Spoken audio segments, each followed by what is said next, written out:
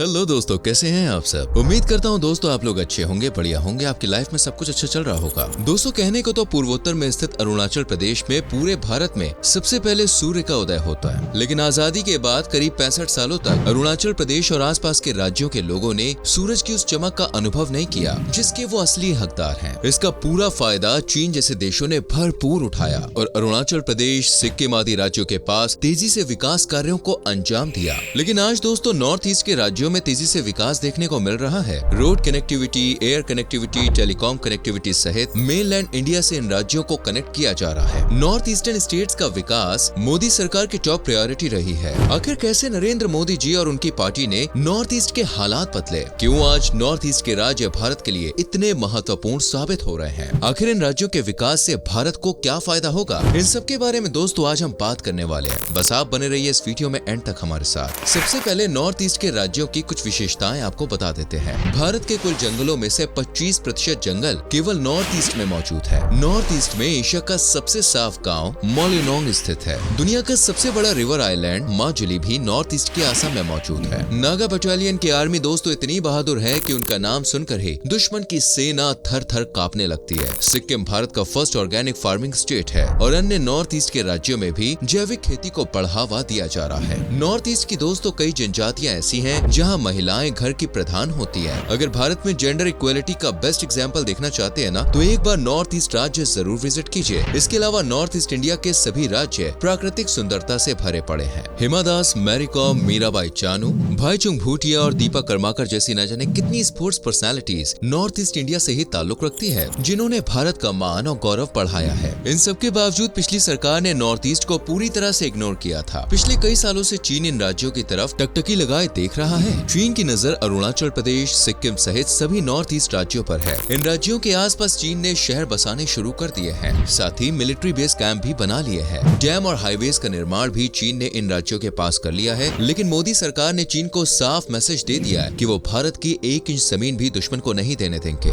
आज north east राज्य पहले से कहीं ज्यादा मजबूत और ताकतवर हो गए हैं। चलिए अब दोस्तों पहले जान लेते हैं कि आखिर आजादी के इतने दशकों के बाद भी क्यों आज नॉर्थ ईस्ट के राज्यों का विकास भारत के अन्य राज्यों की तरह नहीं हो पाया है। इसके पीछे कई कारण हैं। सबसे पहले बात करते हैं ज्योग्राफिक लोकेशन की। असल में नॉर्थ ईस्ट में दोस्तों कुल 8 राज्य आते हैं और ये सभी राज्य मेनलैंड इंडिया से काफी अलग हैं और आइसोलेटेड हैं। केवल सिलीगुड़ी कॉरिडोर, जिसे चिकन नेक कॉरिडोर भी कहा जाता है, वही इन राज्यों को मेनलैंड इंडिया से जोड़ने का काम करते हैं। और इस कॉरिडोर की चौड़ाई दोस्तों एक स्थान पर केवल 22 किलोमीटर रह जाती है। अगर कोई दुश्मन इस 22 किलोमीटर के एरिया पर कब्जा कर लेता है तो नॉर्थ ईस्ट के सभी राज्य भारत से पूरी तरह से कट जाएंगे, जो मोदी सरकार किसी भी कीमत पर नहीं होने देगी। पूर्वोत्तर के राज्यों का विकास न हो पाने के पीछे कुछ ऐतिहासिक कारण भी है। असल में दोस्तों ब्रिटिशर्स या अन्य साम्राज्यों के कालखंड में पूर्वोत्तर में कॉमर्स और ट्रेडिंग एक्टिविटीज नहीं हो पाई। वहीं वेस्ट बंगाल, महाराष्ट्र और गुजरात जैसे राज्यों में बड़े पोर्ट्स होने के कारण यहाँ पर ट्रेडिंग एक्टिविटीज को फायदा मिला है। नॉर्थ ईस्ट के राज्यों में आज भी विशाल मात्रा में प्राकृतिक भंडार मौजूद है, जिन्हें निकाल कर ब्रिटिशर्स ने खूब पैसा कमाया है, लेकिन उस पैसे का इस्तेमाल राज्यों के विकास के लिए नहीं हो पाया। इसके अलावा भी अन्य कई कारण हैं, जैसे नॉर्थ ईस्ट के राज्यों में भारत के अन्य राज्यों के मुकाबले काफी ज्यादा बारिश होती है। ब्रह्मपुत्र नदी पूर्वोत्तर में लाइफलाइन का काम करती है, लेकिन ज्यादा बारिश के कारण नदी में उफान आ जाता है और न जाने कितने ही गाँव में हर साल भयंकर बाढ़ देखने को मिलती है। लैंडस्लाइड की समस्या भी नॉर्थ ईस्ट में एक आम बात है। अधिकतर हिस्सों में पहाड़ नजर आते हैं, जिनकी प्राकृतिक सुंदरता भी अद्भुत है, लेकिन दोस्तों इन पहाड़ों में अक्सर लैंडस्लाइड्स जैसी खबरें आती रहती हैं। इसके अलावा राज्यों में दोस्तों कुछ असामाजिक तत्व भी मौजूद हैं, जो राज्य के विकास में खलल पैदा करते हैं। कुछ राज्यों में लोकल एंटी नेशनल ग्रुप बने हुए हैं, जो राज्य के विकास में बाधा डालते हैं। जब भी विकास कार्यों की बात होती है तो ये ग्रुप्स एक्टिव हो जाते हैं और धरना प्रदर्शन शुरू कर देते हैं। इससे सोशल और इकोनॉमिक डेवलपमेंट पर सीधा असर पड़ता है। असल में अल्फा के नाम से एक ग्रुप है, जिसको सरकार ने आतंकवादी संगठन घोषित किया हुआ है। ऐसे ही ग्रुप मणिपुर में भी एक्टिव है। ऐसे संगठनों के कारण ही टाटा, बिरला, अडानी, अंबानी जैसे ग्रुप्स या विदेशी कंपनियां इन राज्यों में इन्वेस्ट नहीं करती है। अगर आप भी एक बिजनेसमैन या उद्योगपति के तौर पर सोचेंगे तो ये बात बिल्कुल सही भी लगती है। कोई भी अपना पैसा ऐसी जगह नहीं लगाना चाहेगा जहां उसका पैसा डूबने का खतरा हो या फिर किसी भी प्रकार की कनेक्टिविटी ना हो। इंडस्ट्रीज और मैन्युफैक्चरिंग यूनिट्स ऐसे इलाकों में सेटअप की जाती है जहाँ की सरकार और लोग सपोर्टिव हो। अगर नॉर्थ ईस्ट में इतनी सारी खामियां हैं तो आप सोच रहे होंगे कि आखिर चीन इसमें इतनी दिलचस्पी क्यों ले रहा है। असल में दोस्तों अगर चीन को नॉर्थ ईस्ट मिल जाता है तो अन्य कई देशों के साथ उसकी कनेक्टिविटी आसान हो जाएगी। एशियन देशों के साथ उसे संपर्क करने में और व्यापार करने में मदद मिलेगी। नॉर्थ ईस्ट के प्राकृतिक संसाधनों का चीन भरपूर वो लाभ उठा पाएगा। चीन को एक लंबा बॉर्डर मिलेगा, साथ ही मिलिट्री एडवांटेज भी चीन को मिलेगा। अब बात करते हैं दोस्तों, भारत इन समस्याओं को दूर करने के लिए क्या क्या बड़े कदम उठाने जा रहा है। मोदी जी ने सत्ता में आते ही एक्ट ईस्ट पॉलिसी की शुरुआत की है, जिससे नॉर्थ ईस्ट राज्यों पर ध्यान दिया जा सके। पूर्वोत्तर के विकास के लिए सरकार लगातार बजट में बढ़ोतरी कर रही है। 2014-15 में नॉर्थ ईस्ट के डेवलपमेंट के लिए सरकार ने केवल 24,819 करोड़ रुपए का बजट एलोकेट किया था। वहीं साल 2021-22 तक इस बजट में 275% से अधिक की बढ़ोतरी हुई है और बजट की रकम 70,000 करोड़ को पार कर चुकी है। नॉर्थ ईस्ट की भारत के अन्य राज्यों से कनेक्टिविटी बेहतर हो सके, इस दिशा में सरकार काफी मेहनत कर रही है। सरकार ने उड़ान स्कीम लॉन्च की, जो एयर कनेक्टिविटी को बेहतर बनाने का तरीका है। 28 प्रोजेक्ट्स पर सरकार 979 करोड़ रुपए खर्च कर चुकी है। 15 प्रोजेक्ट्स पर काम चल रहा है, जिसका बजट 2212 करोड़ रुपए है। बात करें रेल कनेक्टिविटी की तो 1909 किलोमीटर की रेलवे लाइन बिछाने का काम जारी है, जिसमें से 400 किलोमीटर से अधिक का काम पूरा हो चुका है और इस पूरे प्रोजेक्ट की लागत 8000 करोड़ के आसपास है। नॉर्थ ईस्ट में नेटवर्क प्रॉब्लम और मोबाइल टावर्स की समस्या भी बेहद आम हुआ करती थी। इस समस्या को भी मोदी सरकार ने काफी हद तक दूर किया है। 1350 से ज्यादा टावर्स 1200 अधिक गाँव में लगाए जा चुके हैं। इंटरनेट की सुविधा भी अधिकतर गाँव में पहुँच गई है। नॉर्थ ईस्ट के लोगों के बीच भी स्मार्टफोन का क्रेज लगातार बढ़ रहा है। इन राज्यों में सरकार वाटर कनेक्टिविटी पर भी ध्यान दे रही है। ब्रह्मपुत्र नदी पर पुल बनाए जा रहे हैं। बराक नदी को सिलचर करीमगंज से जोड़ने के लिए नेशनल वाटरवे 16 का निर्माण किया गया है। असम के बदरपुर तक पहुंचने के लिए जलमार्ग का इस्तेमाल किया जा रहा है। मोदी सरकार में नागालैंड को करीब 100 सालों के बाद अपना दूसरा रेलवे स्टेशन मिला है, जो राज्य को असम होते हुए अरुणाचल प्रदेश से जोड़ता है। मोदी सरकार में ही सिक्किम राज्य को अपना पहला एयरपोर्ट भी मिला है, जिससे सिक्किम में टूरिज्म को बढ़ावा मिल रहा है। आज बड़ी संख्या में दोस्तों लोग अपने हमसफर दोस्तों और फैमिली के साथ घूमने के लिए सिक्किम का रुख कर रहे हैं। एक सवाल और आपके मन में आ रहा होगा, आखिर मोदी सरकार ऐसा क्यों कर रही है? नॉर्थ ईस्ट के विकास से सरकार को और देश को क्या फायदा होगा? देखिए, यहाँ पर सबसे पहले तो आपको ये बताना चाहेंगे कि नॉर्थ ईस्ट भारत का एक अभिन्न अंग है और किसी भी देश का विकास तभी संभव है जब देश के प्रत्येक राज्य और हर राज्य के लोगों का विकास हो सके।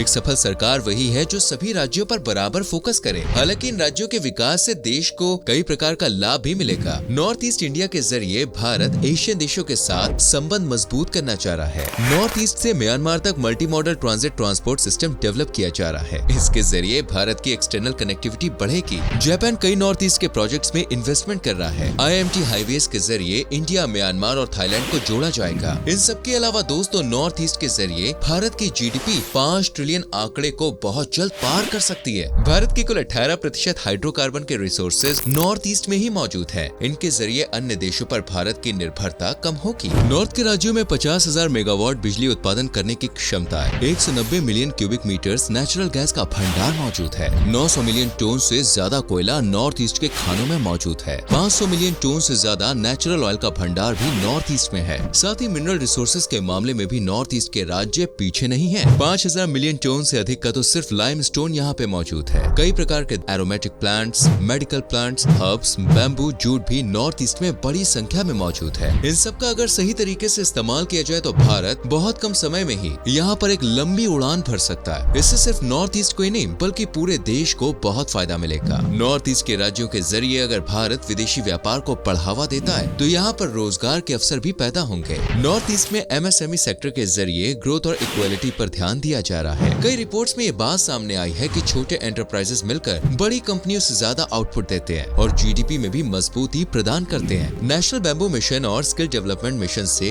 हस्तशिल्प के कारीगरों को प्रोत्साहन मिल रहा है। आज भारत का सबसे बड़ा ब्रिज भूपेन हजारिका सेतु नॉर्थ ईस्ट में ही बना हुआ है। साल 2018 में गुवाहाटी में सरकार ने ग्लोबल इन्वेस्टर समिट का आयोजन किया था। एक नियम के अनुसार सभी प्रमुख केंद्रीय मंत्रालयों को अपने बजट का 10% इस्तेमाल नॉर्थ ईस्ट के राज्य में करना होगा। पिछले 2 साल के अंदर 2000 किलोमीटर से ज्यादा सड़कों का निर्माण नॉर्थ ईस्ट में किया जा चुका है। 1 दर्जन से ज्यादा नेशनल हाईवे इन राज्यों में बनाए जा चुके हैं और कुछ का काम भी जारी है। तो दोस्तों आपने देखा कि आखिर किस तरह मोदी सरकार ने नॉर्थ ईस्ट की दिशा और दशा को बदलने में अहम भूमिका निभाई है। जिन राज्यों की तरफ अन्य सरकारों ने कभी ध्यान नहीं दिया, आज उन राज्यों का लिटरेसी रेट भारत के उन राज्यों से कहीं ज्यादा बेहतर है। कई बड़े कॉलेज और यूनिवर्सिटीज नॉर्थ ईस्ट में बने हुए हैं, जहां देश के कोने कोने से छात्र शिक्षा प्राप्ति करने के लिए आ रहे हैं। हाल ही में असम में एम्स का भी उद्घाटन किया गया। मोदी जी अपने PM कार्यकाल के दौरान 50 से ज्यादा बार पूर्वोत्तर राज्यों का दौरा कर चुके हैं, जो भारत के इतिहास में किसी भी अन्य प्रधानमंत्री के मुकाबले नॉर्थ ईस्ट के सबसे ज्यादा दौरे हैं। उम्मीद करते हैं दोस्तों कि आपको हमारी आज की वीडियो पसंद आई होगी। अच्छी अच्छी लगी है तो प्लीज लाइक और शेयर जरूर करें। अगर आप में से कोई नॉर्थ ईस्ट से है तो हमें जरूर कमेंट करके बताना। आने वाली वीडियोस को देखने के लिए चैनल को सब्सक्राइब करके बेल आइकन प्रेस करें, जिससे आने वाली वीडियोस आपसे मिस ना हो। मिलते हैं हम एक और वीडियो में। Till then bye bye, take care.